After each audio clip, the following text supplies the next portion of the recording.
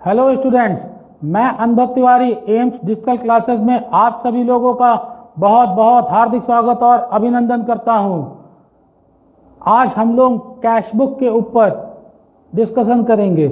इसके लिए मैंने बेस लिया है डॉक्टर डी के गोयल बुक का। तो डी के गोयल साहब ने अपने कैश बुक में जो क्वेश्चन नंबर 6A लिखा है, कुछ ओल्ड बुक्स में ये क्वेश्चन नंबर 5A भी है। जैसा कि आप बोर्ड के ऊपर देख रहे हैं कि मैंने यहाँ पर मेंशन कर दिया है डी के Goyal solution 6A। Old book में ये क्वेश्चन नंबर 5A भी हो सकता है। और इसी को बेस लेकर के कैश बुक का डबल कॉलम कॉन्सेप्ट आपको बता रहा हूँ कि डबल कॉलम कैश बुक हम किस तरीके से प्रिपेयर करते हैं। स्टार्ट करने से पहले आपको सबसे पहले बता दूं कि इसका फॉर्मेट, तो थोड़ा सा एक्सप्लेनेशन फॉर्मेट के ऊपर हो जाए। फॉर्मेट के केस में ये मिड लाइन आप देख रहे हैं, इसके लेफ्ट हैंड साइड को हम लोग कहेंगे it's a debit side and the right hand side is called the credit side. In the left hand side basically overall these 5 segments are there, 5 columns are there. कौन कौन से ये 5 columns हैं इनको देखिए। Number 1 column is date, second column is a particular, third column is a voucher number and fourth column is a ledger folio. Sir ये तो 6 column हो गए, 5 और 6, आप तो 6 ही कॉलम बोल रहे थे। यस, 5 कॉलम मैंने इसलिए बोला 5th कॉलम क्योंकि ये अमाउंट का है। अमाउंट के ये 2 सब पार्ट हैं। यहाँ पर अमाउंट में 2 कॉलम्स हैं, एक कैश कॉलम और एक बैंक कॉलम, इसलिए मैंने 5 कॉलम्स की बात करी थी। 5th कॉलम जो है वो अमाउंट का है। अमाउंट कॉलम वाइज चेंज होता रहता है। जैसे यहाँ पर अमाउंट के केस में हम कैश और बैंक को ले रहे हैं, इसी तरह से ये डिस्काउंट और कैश का डबल कॉलम हो सकता है, इसी तरह से डिस्काउंट और बैंक का डबल कॉलम हो सकता है। अगर हम ट्रिपल कॉलम कैश बुक की बात कर रहे होते तब अमाउंट का 5th कॉलम जो होता उसमें 3 कॉलम हो जाते, मीन डिस्काउंट होता, साथ में कैश होता और फिर उसके बाद बैंक होता। सर ये आप सीक्वेंस जब बोल रहे हैं तो क्या ये सीक्वेंस चेंज हो सकता है? जैसे आपने कैश यहाँ पर लिखा और बैंक लिखा, अगर सर हम पहले बैंक लिख दें और बाद में सीक्वेंस में कैश लिख दें तो क्या रॉन्ग हो जाएगा? यस, ये रॉन्ग हो जाएगा। आपको सीक्वेंस अल्फाबेटिकल डिसेंडिंग ऑर्डर याद रखना है। क्या सर? अल्फाबेटिकल डिसेंडिंग ऑर्डर मतलब कैश बेटा रिप्रेजेंट हो रहा है किससे? सी से, तो इसलिए हम यहाँ पर कैश ले रहे हैं। बी बैंक से है, सी पहले आएगा और बी डिसेंडिंग ऑर्डर में बाद में आएगा। देन क्रेडिट साइड, सेम मैंने बोला कि जो डेबिट में फॉर्मेट है उसी को ही हम लोग क्रेडिट साइड पर यूज करेंगे। फर्स्ट कॉलम डेट हो जाएगा, फिर सेकंड हमारे पास होगा पर्टिकुलर, फिर थर्ड होगा वाउचर नंबर, फिर होगा लेजर फोलियो और फिर 5th अमाउंट। अमाउंट में फर्स्ट कॉलम हमारा कैश और फिर बैंक। ये ध्यान देना है कि टॉप पे मैंने क्रेडिट लिखा है, ये आपको हेल्प करता है माइनस होने के लिए, और यहाँ टॉप में डेबिट है ये प्लस, कि जब प्लस हो रहा है या डेबिट हो रहा है। ये तो हो गया ओवरऑल फॉर्मेट। अब इस फॉर्मेट पे हम किस तरह से एंट्री करेंगे तो जरूरत है, तो डी के गोयल के इस क्वेश्चन में जो फर्स्ट पॉइंट गिवन है वो आपका है balance in hand 2000 and bank 12,000। तो ध्यान देने वाली बात है कि हमेशा मंथ की फर्स्ट डेट पे ही बैलेंस गिवन रहता है क्वेश्चन में, कि यहाँ से ये मंथ स्टार्ट हुआ, इसका मतलब कि ये ओपनिंग है। और ईयर क्वेश्चन में आपके पास गिवन है, यहाँ पर 2017 है, अभी 2020 हो, 2022 हो, 2011 हो। तो मेरा सजेशन है कि सबसे पहले आप लोग इसमें ईयर को टॉप पे मेंशन कर लें। सर ऐसा क्यों करें टॉप पे मेंशन? क्योंकि बेटा क्वेश्चन में ईयर सिर्फ पहली बार यूज हो रहा है और बाकी मंथ के डेट चेंज होंगे तो ईयर चेंज नहीं होगा। तो टॉप पे आपको सजेस्ट कर रहे हैं कि ईयर को आप मेंशन कर लीजिए और फिर उसके आगे ब्लैंक छोड़ दिए, पर्टिकुलर वगैरह में कुछ नहीं लिखना। उसके बाद हम लोग उसके नीचे से लिखना शुरू करेंगे। कैसे लिखेंगे उसको देखिए। नंबर 1 था ओपनिंग बैलेंस गिवन है। सर कैसे पता चला ओपनिंग बैलेंस है? बेटा कैश इन हैंड है, स्टार्ट करते समय ही हमारे पास cash in hand rupees given था, तो ये वैल्यू हो गई 2000। और साथ ही साथ में बैंक की भी ओपनिंग वैल्यू गिवन है। जब क्वेश्चन में ओपनिंग वैल्यू के लिए नेगेटिव हिंट्स नहीं गिवन हो तो हमें उनको पॉजिटिव ही लेना चाहिए। तो इस वजह से टू बैलेंस ब्रॉट डाउन ले लेंगे, और वो भी कब? जो 1 अप्रैल है। तो डेट क्वेश्चन में गिवन है 1 अप्रैल, तो 1 अप्रैल पे to balance brought down, cash हुआ 2000 और बैंक हमारा हो गया 12,000। तो क्या सर ये कभी ब्रॉट डाउन क्रेडिट में नहीं आ सकता? आ सकता है, मगर सिर्फ बैंक का आएगा, क्योंकि बैंक की नेगेटिव वैल्यू होती है।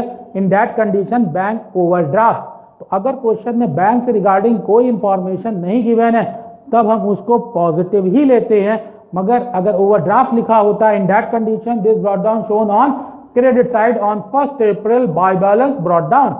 बहरहाल यहाँ ओवरड्राफ्ट नहीं था, सिंपल था, तो हमने फर्स्ट डेट पे इसको एंटर कर लिया। अब इसके बाद अब नेक्स्ट ट्रांजैक्शन पर आते हैं। नेक्स्ट ट्रांजैक्शन है हमारा रिसीव कैश फ्रॉम माधव। तो क्लियर है, आपने कैश रिसीव किया है, हिंट मिल रहा है, इन हो रहा है।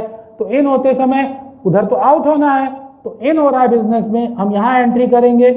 कैश की बात हो रही है तो कैश कॉलम पे लिखते हैं। तो ये वैल्यू हो गई अप्रैल 3 की 2 महादेव, और कैश कॉलम पे 1800, और बैंक में कुछ नहीं तो डैश। सर जब कुछ नहीं होता तो क्या डैश करना जरूरी है? यस, आप डैश करिए तो इससे मिस्टेक नहीं होगी, काउंटिंग की प्रॉब्लम नहीं होगी। सर ये आपको कैसे पता चल गया कि 1800 कैश कॉलम में ही मेंशन करना है और बैंक पे नहीं करना है? क्वेश्चन में जब कैश हिंट गिवन हो तो कैश कॉलम ही हो गया, पहली बात। दूसरा, बैंक से रिगार्डिंग अगर टर्म होगा तो चेक के बारे में लिखा होगा या फिर बैंक से रिलेटेड कोई टर्म यूज होगा। यहाँ जो ट्रांजैक्शन है मैं पढ़ रहा हूँ उसको रिसीव्ड कैश, तो मेंशन ही था रिसीव्ड कैश, इसलिए हम कैश कॉलम पे आ जाएंगे। जब ट्रांजैक्शन कंप्लीट हो then next transaction cash sales. Cash sales 5 April को है 1000। तो देखो फिर हिंट गिवन है कैश सेल्स, तो कैश ही बात हो गई। सेल्स करने पर सिर्फ कैश पे ध्यान दीजिए आप, ओनली फॉर कैश, कि कैश इन हो रहा है कि आउट। इजी है सर, ये तो कैश इन हो रहा है, तो इन हो रहा है तो हम आउट में एंट्री नहीं करेंगे, इन में करेंगे। तो इन के लिए 5 अप्रैल को टू सेल्स अकाउंट और कैश कॉलम पे 1000, फिर हम इस पे ब्लैंक कर देंगे, कोई दिक्कत नहीं होगी। तो क्या सर कैशबुक के क्वेश्चन में हमेशा सब चीजें डेबिट में ही होती हैं? नहीं बेटा, ट्रांजैक्शन है। जैसे अब नेक्स्ट ट्रांजैक्शन है परचेजेस बाय चेक। तो देखो यहाँ हिंट दे दिया गया परचेजेस बाय चेक। चेक को लिंक आप डायरेक्ट करेंगे बैंक से ही। चेक पेड है तो माइनस हो रहा है, बैंक माइनस किया जा रहा है, बैंक माइनस है तो हम क्रेडिट साइड आ जाएंगे अप्रैल 6। तो देखिए अप्रैल 6 पे बाय परचेजेस 745 ये वैल्यू गिवन है, और कैश में कुछ नहीं लिख रहा था इसलिए हमने इसको ब्लैंक कर दिया, डैश कर दिया। अप्रैल 6 तक एकदम सिंपल टर्म यूज हो रहे हैं। अप्रैल 6 के बाद अब थोड़ा सा टिपिकल टर्म है जो अब स्टूडेंट्स नेक्स्ट ट्रांजैक्शन है 9 को पेड इनटू बैंक 1850। तो अब ध्यान से देखिए ये कॉन्ट्रा है, और कॉन्ट्रा के लिए बहुत ज़रूरी है समझना कि ट्रांजैक्शन सिंगल होगा, मतलब ट्रांजैक्शन एक होगा और इसके इफेक्ट 2 होंगे। 2 इफेक्ट का मतलब है कि इसकी रिकॉर्डिंग क्रेडिट साइड में भी होगी और इसकी रिकॉर्डिंग डेबिट साइड में भी होगी। सर हम ये कैसे पहचानेंगे कि ये ट्रांजैक्शन कॉन्ट्रा है? क्योंकि ऊपर के ट्रांजैक्शन की तो हमने 1 ही रिकॉर्डिंग करी है। यस, नॉर्मली ट्रांजैक्शंस कॉन्ट्रा आप रिकॉग्नाइज करोगे 2 तरह से वर्ड पे, या तो वो हिंट दे रहा होगा डिपॉजिट का या वो हिंट दे रहा होगा विड्रॉन का। तो जब अगर सिंपल वे में डिपॉजिट आपको समझ में आ जाए, डिपॉजिट को दूसरा टर्म हम paid in the word use करते हैं। इसी तरह से विड्रॉन विड्रू अगर है तब ये रिलेशन कैश और बैंक के ही बीच में होता है। अगर हम इसकी जर्नल एंट्री करेंगे तो वन साइड कैश होगा तो दूसरी तरफ बैंक होगा। अगर कैश डेबिट है तो बैंक क्रेडिट होगा, अगर बैंक डेबिट है तो कैश क्रेडिट होगा। जर्नल एंट्री का अगर विजन आपका। बहरहाल अगर जर्नल एंट्री नहीं है तो यहां पर देखते हैं पेड इनटू बैंक। इसका मतलब हुआ कि आपने बैंक में मनी डिपॉजिट किया। इसको आपको समझाने के लिए मैंने एक स्मॉल चार्ट यहां पर यूज किया है, इसको ध्यान से देखिए। सी रिप्रेजेंट कर रहा है कैश को, बी रिप्रेजेंट कर रहा है बैंक को। तो हर ट्रांजैक्शन को आपको समझना है कि कैश प्लस हो रहा है या बैंक प्लस हो रहा है। अब बात हुई पेड इनटू बैंक, तो पेड इनटू बैंक का मतलब हुआ कि बैंक आपका प्लस होगा और कैश माइनस होगा। It mean this is the deposit. तो ये आपके लिए क्या है? डिपॉजिट है। डिपॉजिट के केस में आपकी पॉकेट मतलब ऑफिस पॉकेट है, कैश ऑफिस है, कैश पॉकेट है। पॉकेट से मनी निकलेगी और बैंक में जाएगी। तो जब बैंक में आप डिपॉजिट करोगे तो उसका इम्पैक्ट क्या होगा, बैंक आपका प्लस हो जाएगा और जस्ट अपोजिट कैश माइनस हो जाएगा। घबराइए नहीं, अगर आपको समझ में आ गया है कि बैंक प्लस हो जाएगा तो मैं यहीं से ही आपको समझाता हूं। बैंक आपका प्लस होगा, ये आपको समझ में आ गया।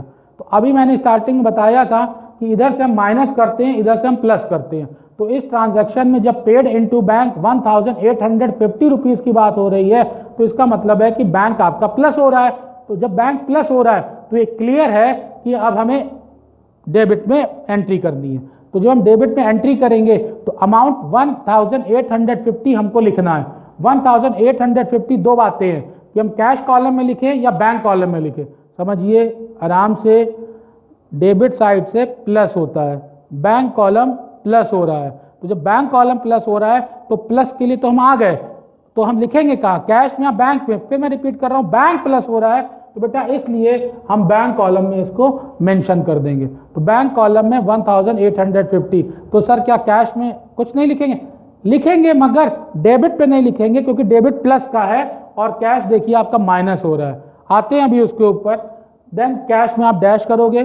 सी सर क्यों लिखा है? कॉन्ट्रा के लिए कि ट्रांजैक्शन एक है, इफेक्ट आपके पास 2 है। और फिर पर्टिकुलर्स में आएंगे, पर्टिकुलर्स में डेट के साथ में हम 2 कैश लिखेंगे। सर यहाँ पे 2 कैश क्यों लिखा जा रहा है, यहाँ तो बैंक लिखा है। यही सीखना है कि अमाउंट और पर्टिकुलर दोनों अपोजिट होंगे। अगर आपने बैंक अमाउंट मतलब अमाउंट बैंक कॉलम में लिखा है तो पर्टिकुलर में कैश आएगा, और अगर आपने कैश अमाउंट में लिखा होता तब यहाँ पर बैंक आता। तो अपोजिट रिलेशन है पर्टिकुलर और अमाउंट के लिए।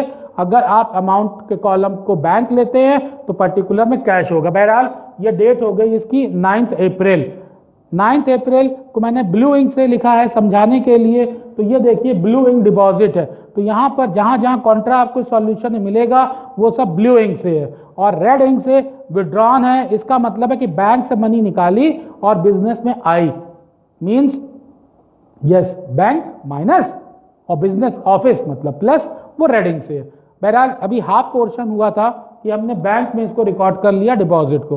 अब कॉन्ट्रा है तो जस्ट अपोजिट हमें करना है। तो ये डेबिट था, डेबिट का जस्ट अपोजिट हमें क्रेडिट में करना है। घबराइए नहीं, ये तो और भी इजी है, बिल्कुल अपोजिट। कैसे अपोजिट सर, ये कैसे अपोजिट हो सकता है? देखिए जब मैं कह रहा हूं अपोजिट समझिए जस्ट अपोजिट। कैसे अपोजिट, किस डेट पे था? ये हम लोगों ने एंट्री पास करी अप्रैल 9 की। यहां पर आ जाइए अप्रैल 9, अप्रैल 9 पर आए। जस्ट अपोजिट कैसे, देखिए जस्ट अपोजिट, यहां पर 2 तो जस्ट अपोजिट बाई, यहां पर कैश जस्ट अपोजिट बैंक, यहां पर कैश कॉलम में डैश तो यहां कैश कॉलम 1850, यहां बैंक कॉलम में 1850 तो इसका अपोजिट डैश। बिल्कुल सिंपल। अगर ये समझ में आ गया आपको एक, तो अपोजिट इधर कर सकते हैं। बहरहाल घबराइए नहीं, अभी फिर से विड्रॉन की एंट्री आएगी, डिपॉजिट की एंट्री आएगी। 9 के ट्रांजैक्शन के बाद में नेक्स्ट है 10th, paid cash for freight. अब आपने फ्रेट का पेमेंट किया, वो भी कैश में किया। पेमेंट है, नाम से क्लियर है, माइनस हो रहा है। तो ये 10th को बाय फ्रेट माइनस हो रहा है, कैश कॉलम में हमने इसका पेमेंट कर दिया। अब देखिए 12th को रेड इंक आ गई।